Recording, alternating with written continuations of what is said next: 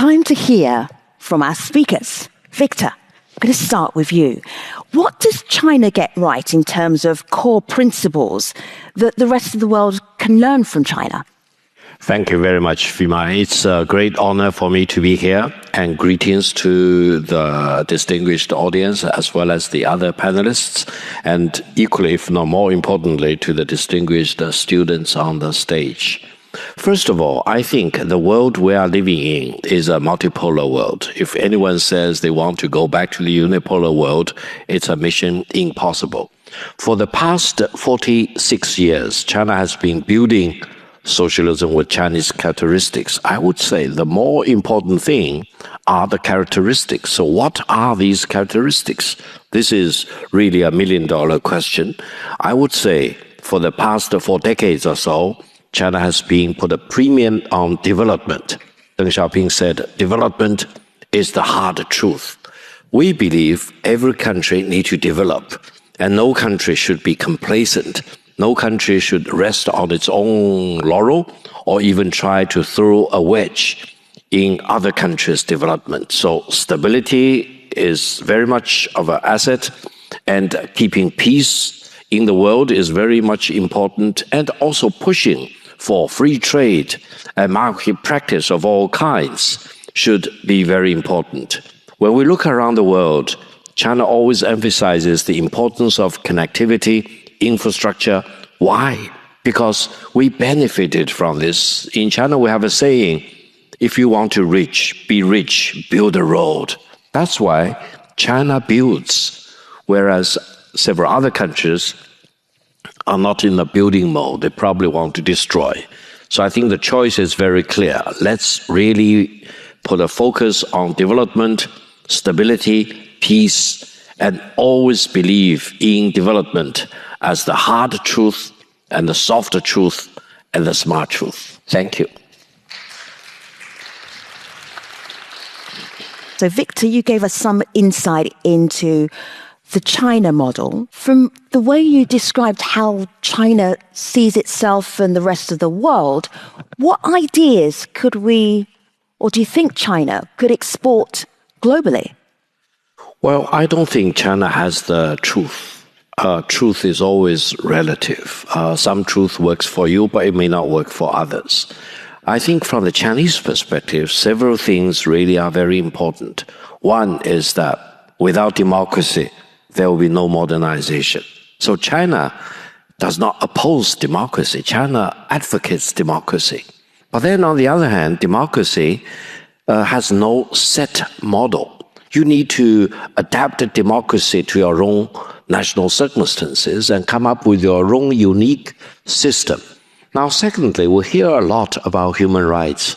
Human rights are so important, but I think from the Chinese perspective, human rights do not exist in a vacuum. Human rights need to be balanced with human obligations. You cannot talk about human rights without equally talking about human obligations. Therefore, I think the Chinese perspective is more balanced, is more all-inclusive, rather than one-sided. For example, in this August hall, I cannot cry fire. That's not an exercise of my freedom of speech. It's actually a violation of law if my cry results in stampede, for example. Therefore, I think when we talk about all these things, we need to be very careful as to what these labels really mean. Very quickly, the United Kingdom for many hundred years didn't have a Supreme Court. The EU, during its periodic review, found that deficiency, and EU ordered the United Kingdom to set up the Supreme Court. That's why if you go to London, go to the Westminster Square, on the west side of the square, there is a Supreme Court of the United Kingdom. Why? Because United Kingdom built the empire, declined from the empire without a Supreme Court, while Britain had always talked about the balance of power. We need to really know what all these labels are really about, and whether you are really delivering and walking the walk while you talk the talk. I think we all need to find a way to serve the fundamental interest of our own people rather than being lectured upon by others and having other values being imposed on our own country. Thank you. Right, go ahead. Hi, my name is Rod. I'm a fourth-year student at Georgetown, and I want to really expand the discussion further. So, Mr. Gao, you talked a lot about development and how that's a priority for the Chinese government. However, we should move a bit further than just development. What makes successful societies is not just development, but it's merit. The idea that someone can get ahead because they're qualified and they're really good at what they do, and not because of their family or their religion or their tribe. And I believe that the most successful societies, which have been, for example, the United States, have succeeded in comparison to other countries because of that system. Because in the United States, you can get further ahead than if you were in other countries because of your merit. And I just want to really ask you that in China, there's also a big culture on merit. However, it's very top-down, and there's a lot of authoritarianism in China. And in many ways, the meritocracy of the past 30 years seems to be collapsing. The Chinese economy has not developed as much as it should have since post-COVID. So how can you really address those things while ignoring the rights of the individual as is taken in the West, for example? Thank you very much. I think you are raising a very important question. Without going too much into history, I think China started to decline as a result of the First Opium War, intensified by the Second Opium War and the 1900 incident in China involving 8 countries kind of sending troops to China. And for the last 100 years or so, China experimented with all kinds of models of development: empire, constitutional monarchy, republic, warlords, for example, revolution of all kinds. Eventually, I think China figured out a way that China need to go onto its own path. And then before 1978, when Deng Xiaoping bounced back to become the paramount leader, China was engaged in probably the most intensive splitting of the ideological hair. China was locked up in a big box, believing that socialism must be good, must be better than capitalism. But then Deng Xiaoping realized that socialism, that practiced by China, did not bring bread and butter to the table. People were hungry, poverty. By 1978, China probably achieved the highest level of egalitarianism in human history. Everyone was equal, but everyone was equally poor. Let me tell this distinguished audience, there is no fun of being locked up in poverty. And China's mission was to find a way to maintain its political system, which is unique, because Chinese history is unique, but also figure out a way to bring bread and butter to the table, to make sure that China will achieve development. That is why China's roadmap is clear. It's different from anyone else. Whatever China has been doing over the past 46 years may not be able to be done by any other country. But the key commonality is simple. That is, bring your people, uplift your people out of poverty, build roads, set up factories, push the edge of science and technology, and be a leading force for peace and stability. I think in this overall context, individuals will always be important. China could not have achieved all this miraculous transformation of itself if China did not empower the people, enable the people. But the way the Chinese people have been empowered and enabled are different. We always talk about the collectiveness of the Chinese nation, together with the individual rights of each person. We always put a premium on family. In China, family is always important. And we refuse to be dictated by other countries when they want to redefine gender, when they want to redefine family. No. We believe the Chinese values are deeply rooted, dating back 5,000 years. We cannot be dictated by other countries. Afamia. I would like to challenge Mr. Gao with this question. So you've mentioned that China has a no-interference policy with other states, and that states should have their own ability to dictate their way of life or their existence. But wouldn't you say China's presence all over Africa is in a way an exercise of some sorts of power, a soft power of sorts, and does that not contradict with the foreign policy of China? Allow me to mention one thing. Before China's extensive engagement with Africa, Africa itself is a forgotten continent. That's not what Victor Gao said. That's generally being said by Western countries. Africa, after decolonization, was more or less the forgotten continent. Western countries did not want to engage it for whatever reason. China went in. China treated every African country as brother and sister, and China really invested hugely in Africa. Now, many other countries are talking about engaging with Africa, including the United States, many European countries, India, for example. The more the better, because Africa should not be a monopoly for any other country, not for China, not for anyone else. Africa is for the African people. And the taste of the pudding is always, you should not be a judge yourself. You go to African country and ask them whether they like building a road, whether they like building a gymnasium, etc. That is the only truth, because don't be lectured by other countries about what value African countries should have. The African value will be different from many other continents, for example. The other countries in other continents will need to help the African country to build up their infrastructure, to build their manufacturing capabilities. And that is the only goal for China. China has no colonial objective for African countries. China is so far away physically from Africa. Whatever China is doing the same in ASEAN countries, in Latin American countries, for example. And this is a sign of China's philosophy. That is, if we build our pillars of transformation, we want to share that with you. If we believe building road is the only way out, we help you to build the road. Carl.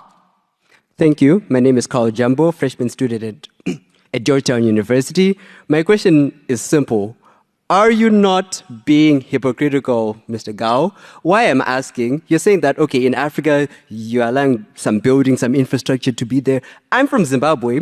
We have the second largest lithium reserves, but we're at the brink of losing ownership of all of these lithium reserves just because China built a parliament for my country. So if you're saying that you are promoting this sovereignty of nations, of countries, but you're taking our own parliament away, and let's say the airport in Kenya, for example, are you not being hypocritical?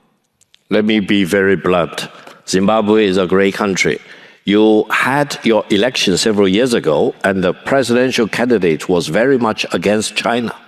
He's elected as the president, and once he's in his office, he changed his mind, because he knows for sure that for Zimbabwe development, China is the main contributor for the Zimbabwean economic development. If you do not agree with me, go back to your country, talk to your government, and check out over the past 30 years, which country has invested most heavily in your great country. I know Zimbabwe well.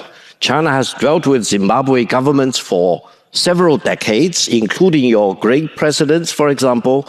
And I would say China-Zimbabwe economic cooperation has helped the economic transformation in Zimbabwe in building up infrastructure facilities and in building up manufacturing capabilities of your country. That is the truth, if I may tell you. I think that is the only truth. Development is the hard truth. Thank you, brother. I wanted to go to Mr. Gao one more time. So you said that we're not supposed to be lecturing others and we're supposed to go with our own identity because the truth is subjective from one country to another, right? But at the very least, we talked about the weaponization of human rights. But there are very basic fundamentals when we're talking about human rights, and it has been addressed multiple times. How are you addressing the one-state nation that you are talking about, which is something that was created by us and systems, in comparison to religions and traditions which were by higher-ups that were not created by us? How are you giving importance to one-state nations compared to that? Thank you very much. When we talk about human rights in the world of today, I think the most important human rights are to protect the legitimate rights of the Palestinian people. No country has any excuse to deny the Palestinian people their right of existence, their right to their own country, their right to their own culture. And if anyone comes to you and say, I'm a friend of your country, I'm a friend of Islam, of Muslim countries, etc., but I do not respect the Palestinian people's rights, he is a false friend. That's number one. Now, separately, you quoted J.D. Vance. J.D. Vance is my classmate at Yale Law School. I was class of 1993. He was class of 2013. The quote he said is completely agreeable with me. China builds, America should build too. The United States should not just lecture others as if they have the totality of the truth. I think the United States is in a transformative age. It's launching a revolution against itself. This should be something very educational for all of us. I personally hope the United States will become great again 4 years from now. But where is the verdict? The verdict is still out there. We still need to urge our American friends to really work. And development is the hard truth. It applies to China for the past 46 years.